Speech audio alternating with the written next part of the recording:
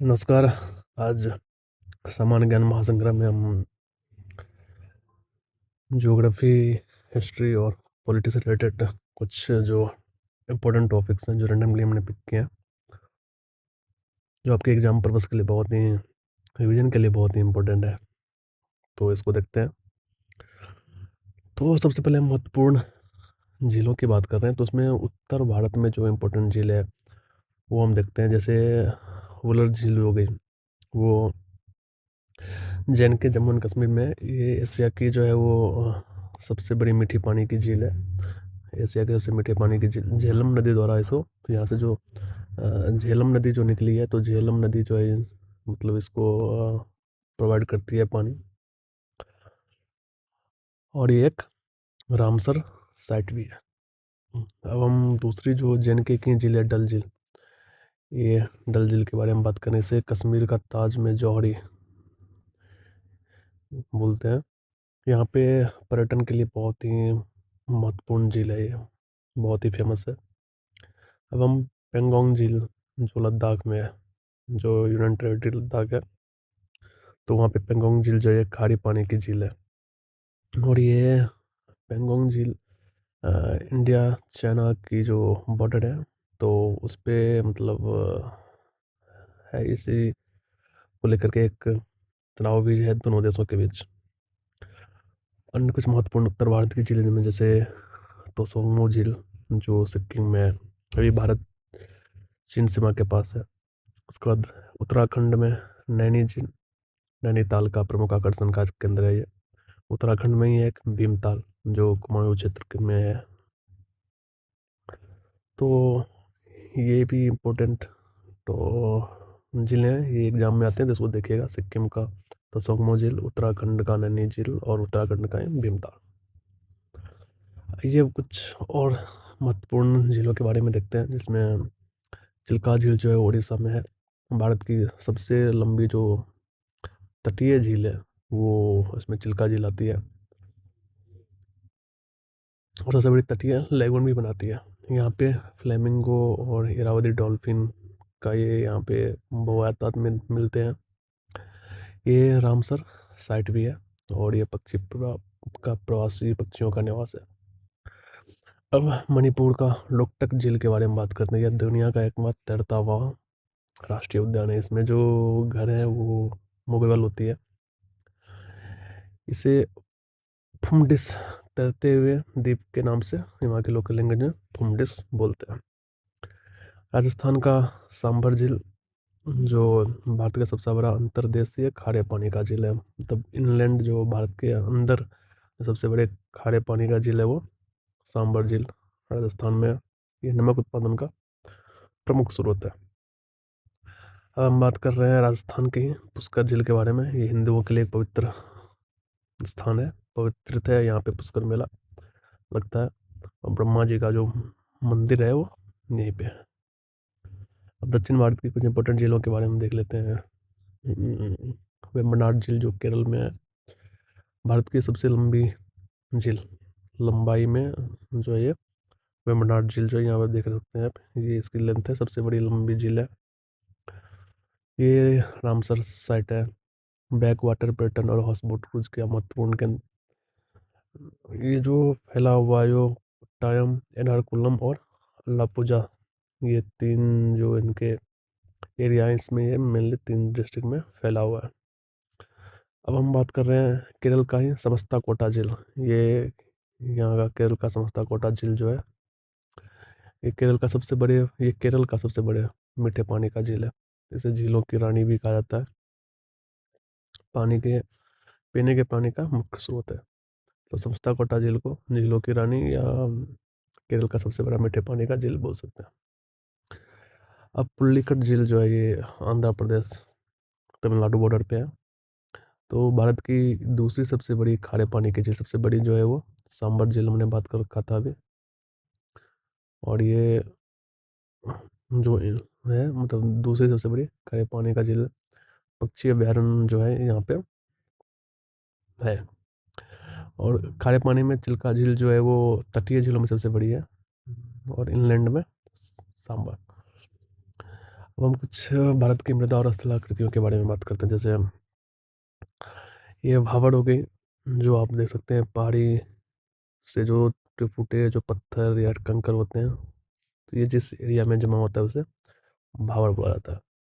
तराई भावड़ के निचले वाले क्षेत्र में जहाँ पे दलदली भूमि का बेल्ट होता है, तराई बोलते हैं। जलोढ़ मैदान हो गया, जहाँ पे मतलब नदियों के द्वारा जो ऊपर से काट के लाई गई जो मिट्टी है वो जब बिछती है तो उसे जलोढ़ मैदान बोलते हैं। अब कुछ शब्दावली को ध्यान से देखते हैं। जैसे डुअर्स, ये पूर्वी हिमालय की तलहटी जो होती है उसको डुअर्स बोलते हैं। चौस जो हो गया पंजाब में जो शिवालिक की तलहटी है उसको चौस बोलते हैं। और महानदी कृष्णा गोदावरी कावेरी डेल्टा यहाँ भी ये चौस पाया जाता है। तो डुअर्स जो है और चौस ये दोनों तलहटी हैं। ये डुअर्स पूर्वी हिमालय की तलहटी है और चौस जो है वो पंजाब में शिवालिक की तलहटी को चौस बोलते हैं। जलोढ़ मिट्टी जो है वो तो समझ ही गए, ये महानदी गोदावरी कृष्णा कावेरी के डेल्टा में भी उपलब्ध है। अब हम हिस्ट्री के एक टॉपिक जो है कर्नाटक युद्ध, जो आंग्ल फ्रांसीसी संघर्ष की कहानी बताता है, तो उसको देखते हैं। प्रथम कर्नाटक युद्ध जो हुआ था 1740 से 48 तक चला था। इसमें फ्रेंच की तरफ से डुप्लेक्स ने नेतृत्व किया था और ब्रिटिश की तरफ से मेजर स्ट्रिंगर लॉरेंस ने। इसका जो रिजल्ट रहा वो कोई घोषित नहीं हो पाया। इसमें दोनों ने अपनी बात में सहमति से विड्रॉ कर लिए। फिर दूसरे जो कर्नाटक युद्ध है वो 1749 से 1754 तक चला। इसमें जो संधि थी वो 1700 पांडिचेरी की संधि के साथ ये युद्ध जो है वो खत्म हुआ। इसमें मोहम्मद अली खान वालजा जो है कर्नाटक के नवाब बने। और डुप्लेक्स जो फ्रांसीसी सेनापति था उसका स्थान किसने लिया? गोडेव ने लिया। अब तीसरा कर्नाटक युद्ध 1756 से 1763 तक चला, जिसमें सप्तवर्षीय युद्ध का वैश्विक सप्तवर्षीय युद्ध जो यूरोप में फ्रांस और ब्रिटेन के बीच हुआ था, तो उसका ही एक हिस्सा था। इसमें पेरिस की संधि 1763 से समाप्त हुई। और वनडे वार्स का युद्ध 1760 जो है ये तीसरे कर्नाटक युद्ध से ही रिलेटेड है, जुड़ा हुआ है। तो वनडे वार्स का युद्ध इंडिया में लड़ा गया था, तो इसमें ब्रिटिश सेना सर आयरकोट जो है वो नेतृत्व किया था और फ्रांसीसी सेना जो है कॉमडे डी लाली। वनडे वार्स जो क्षेत्र है वो तमिलनाडु में मतलब है।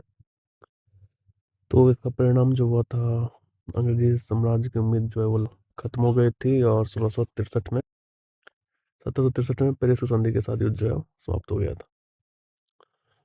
अब हम 1764 जो है बक्सर का युद्ध इसको देखते हैं। यह 22 अक्टूबर 1764 को बक्सर का युद्ध जो है वो लड़ा गया था। इसमें वन वर्सेस थ्री।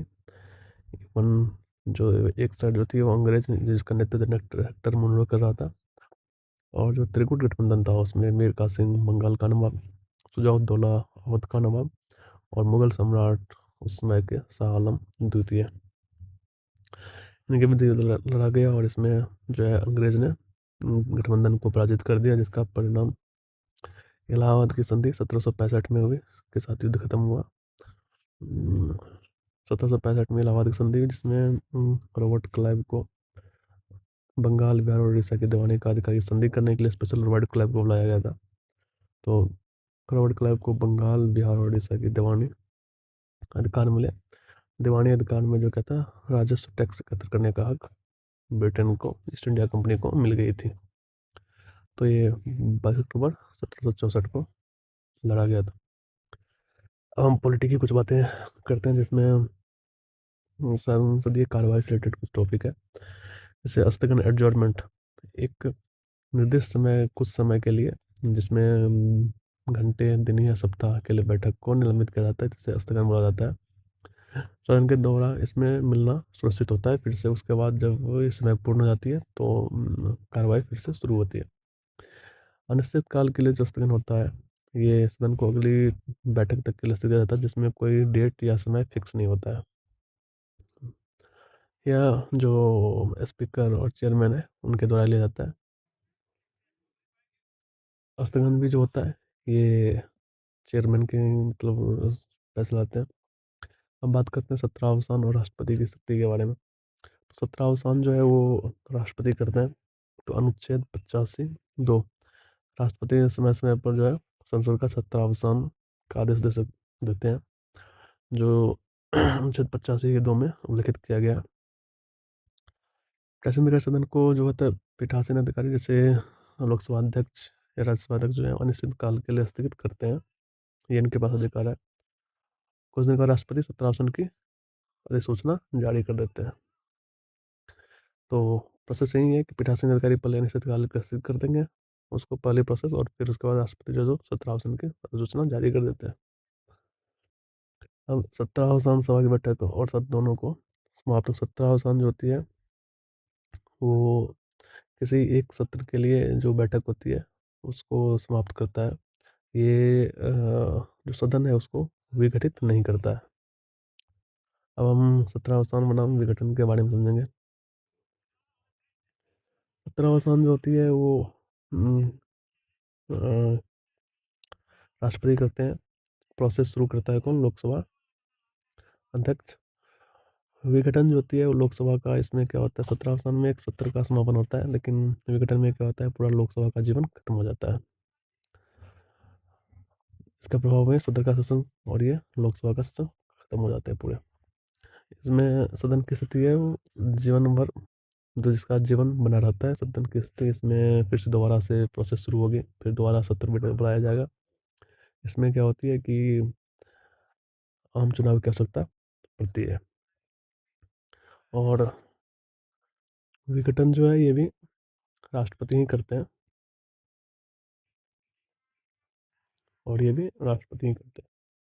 तो सत्रावसान जो होता है वो राष्ट्रपति सत्र को, सेशन को समाप्त करने के लिए करते हैं, जबकि लोकसभा का जीवन जो है वो उसको खत्म करने के लिए मंत्रिपरिषद और प्रधानमंत्री की सलाह पर जो राष्ट्रपति है वो विघटन का फैसला लेते हैं। अब स्थगन केवल एक बैठक को समाप्त करता है, जो कि पूरे सत्र को नहीं है, लेकिन विघटन जो है पूरे लोकसभा का जीवन है उसी को खत्म कर देता है। तो समझ गए, जो स्थगन या फिर सत्रावसान विघटन, इसमें जो मेनली कन्फ्यूजन होती है तो उस चीज़ को हम देख लेते हैं। और ये